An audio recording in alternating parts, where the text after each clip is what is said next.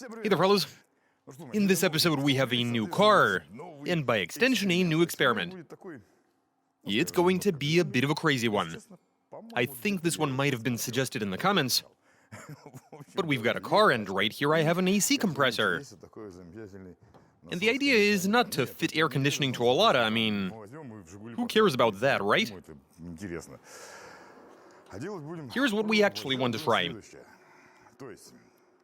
We have got an AC compressor. We will source the gas of the sort that it moves around. Refrigerant is easy to come by. And here's the plan. We're going to empty the cooling system, drop the coolant, flush the system, dry it out, and from there we're going to transform the engine block into an evaporator. The compressed gas will expand inside of it, produce negative energy, and in so doing, cool the motor down. We really want to give this a try and see if this sort of setup works. It seems simple enough. But what will come out of this, we've yet to find out. But let's get to it.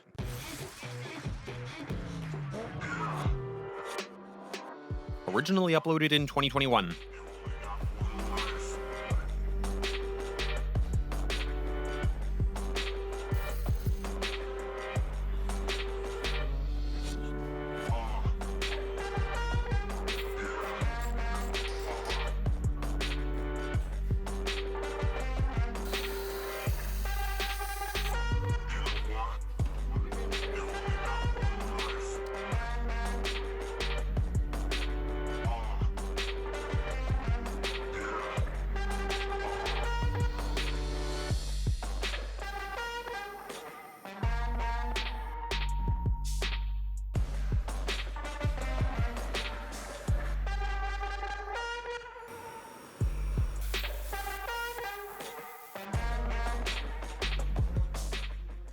And here's where we're at with this, guys. We've installed an AC compressor and the corresponding radiator, with the intention of pumping refrigerant into the engine for the purpose of cooling it. And what makes this a bit difficult is, well, first off, we're using a Lada as a test bed. And initially we tried setting this up on the left side, and it was going well at first. We just need to find the right belt and we're good. We bolted a second pulley to the pump. This is what we came up with. We welded everything up to get rid of any leaks. Here we have the second pulley, which was supposed to set the AC compressor into motion. But while we were putting all of this together, it hit us. We had a realization. What I'm trying to say is we were making an effort to make sure the refrigerant doesn't escape. But then we realized that this pump has got a seal in it. And so it's back to square one. We're going to have to start this from scratch.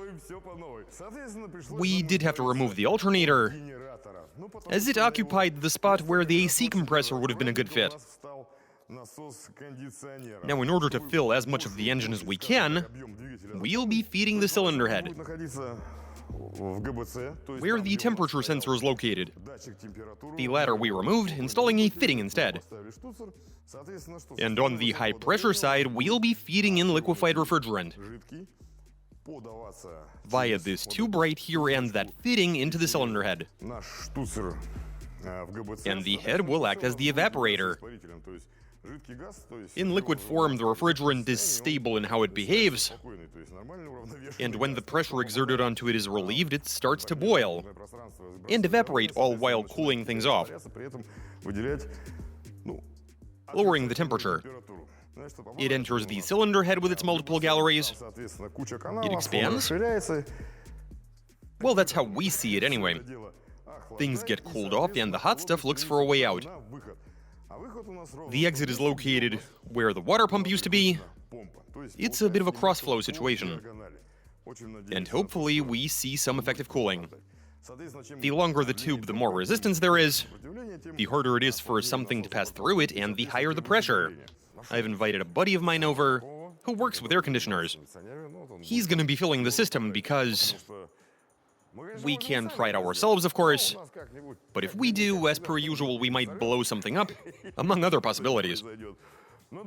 For starters, we were told to check and see how well the system is sealed, using this device right here. What I have here is a degasser, We're going to hook everything up,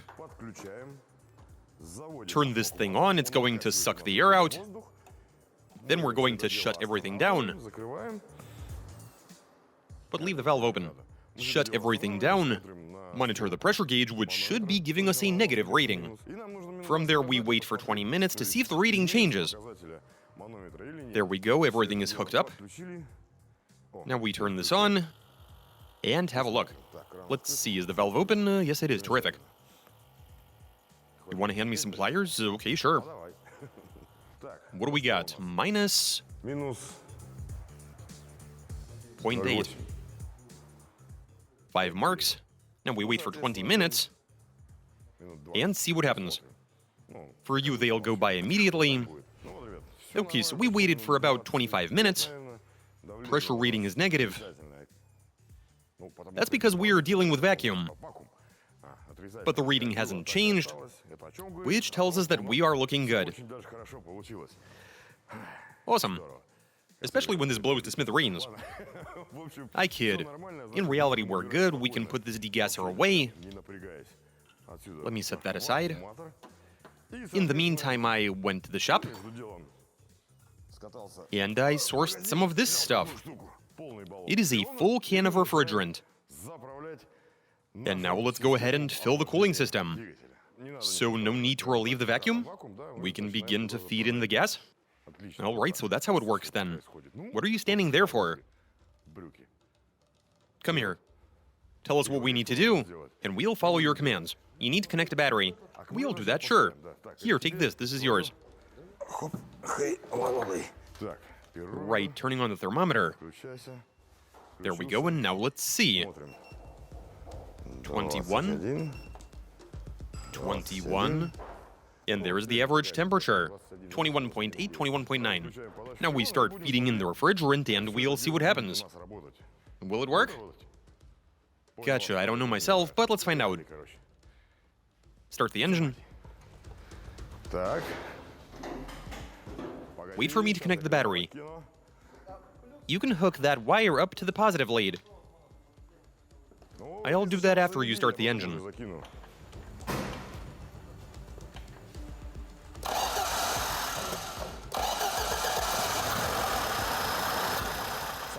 What I want to know is, can a Lada engine handle... Are you cracking it open? I've got it on, and the AC compressor seems to be working. Oh, what's that? That's for visual. I can see some kind of liquid in there. What is that, refrigerant? Yep. Didn't you say we'll be feeding it with gas? No? You have liquid flowing from the radiator into the AC. You got liquid flowing into the engine, right? Where it turns back into gas. I read the schematic, yeah.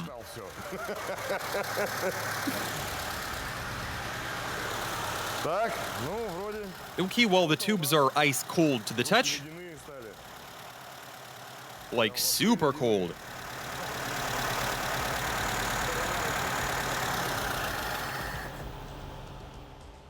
I think this engine wants to idle at slightly higher revs. Wait a second, I think we should start measuring. Alright, well, I can see that it has gotten warm. Hold up, I'm checking to see what's going on. I'm seeing 25 over here, 31, 27, 33. What about here? 29. This is the average reading, 31 degrees Celsius. The engine block is still fairly cool, I mean. It has gotten a bit warm, as you can see. 23, you'll recall that it was at 22 when we started. But hey. Right, we need to hurry before the engine gets too warm.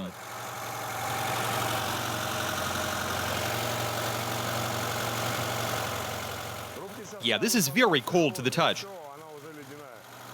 And it gets there right away. What's going on?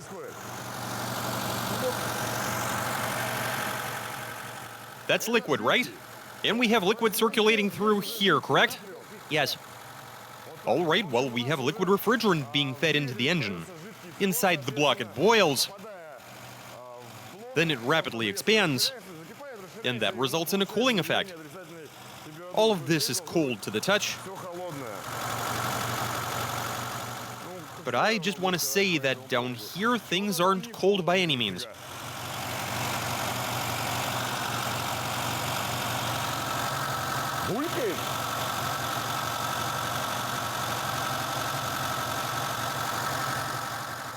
Alright, so what are you seeing down there? It's not going to go transparent again. When it's transparent, that means the entire system is filled with liquid. Radiator is nice and hot. Already? Yep. Oh wow, you weren't kidding. On its way from the block to the radiator, it's contracting, and then it goes back into the system in liquid form. It really is hot.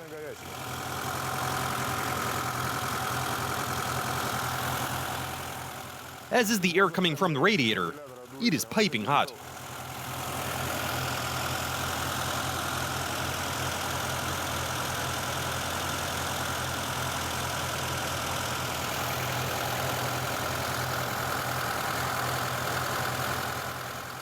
.26 at the entry point.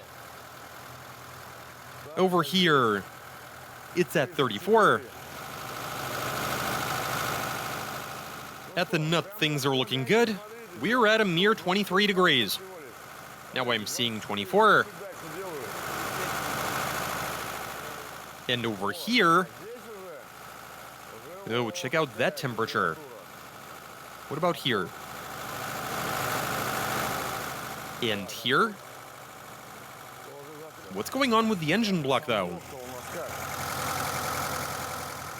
Oh wow, the engine block is actually cold. Isn't that neat?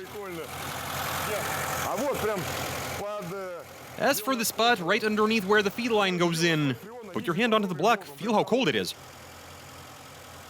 Can you feel it? Why is that? Because this is actually working. It expands, releases the heat, and returns back into the system. Ooh, that is hot. This is cold, though. What does that tell us? We are seeing a localized cooling effect. But just in that area, correct? Correct. From there it overheats and continues on its way overheated. If I touch this tube, is it going to burn my hand? Yep. This is scalding. So apparently the return line, the one that, well, that's what I'm calling it, through which the gas is exiting, it is very hot. Let me get a reading.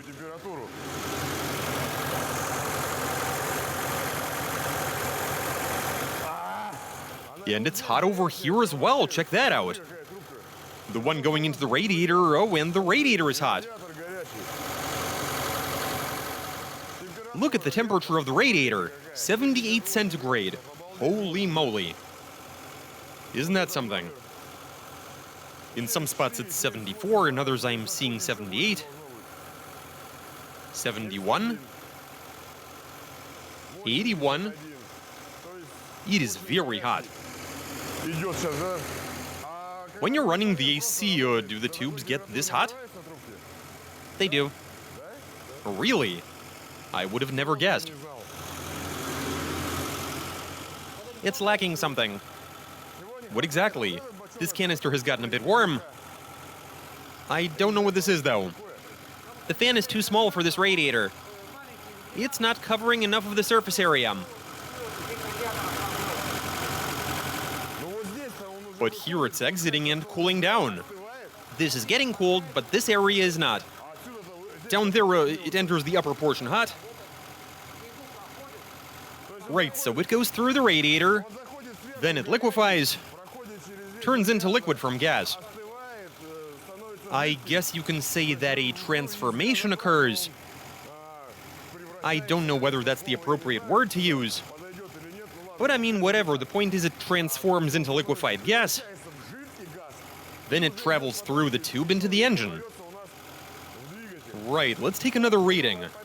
What are we looking at? Slowly warming up. Yeah, it's getting up to temp. On the tube side of things, of course it'll be cool. Can't quite hit it. There it is, 25, 30. The block is getting warm.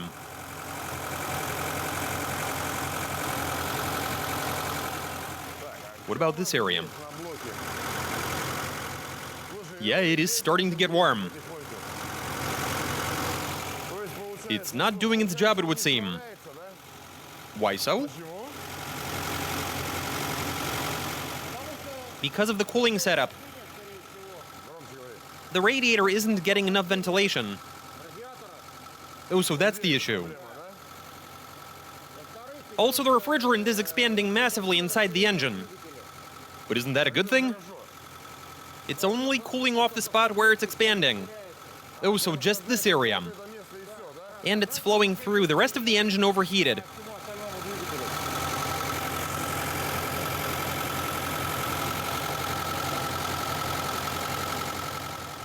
Motor oil is still cold. It's not even getting warm over here.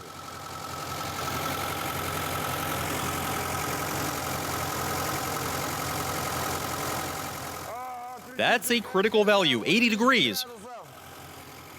The engine might seize or develop a knock. I'm kidding, of course it won't. It is a lot of engine. 5 minutes later. The nut hasn't even gotten slightly hot. It's sitting at 21.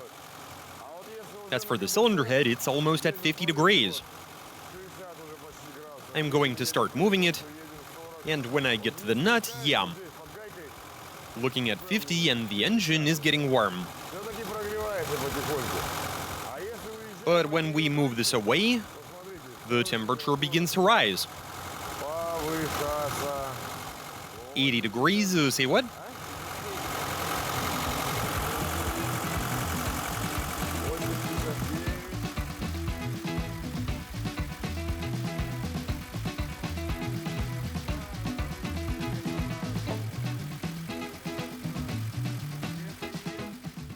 It seemed like a decent enough idea, feeding refrigerant into the engine instead of coolant, but the reality of the situation is that, well, we have got the liquefied gas flowing through the tube, but as soon as it reaches the engine, it expands inside the cooling channels. And the only spot it's cooling is where it expands.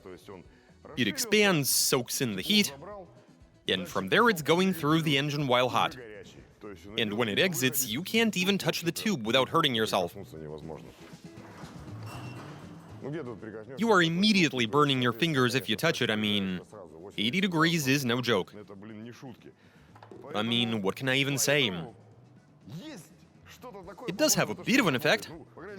At least it cools off a portion of the cylinder head and the engine block at number 4.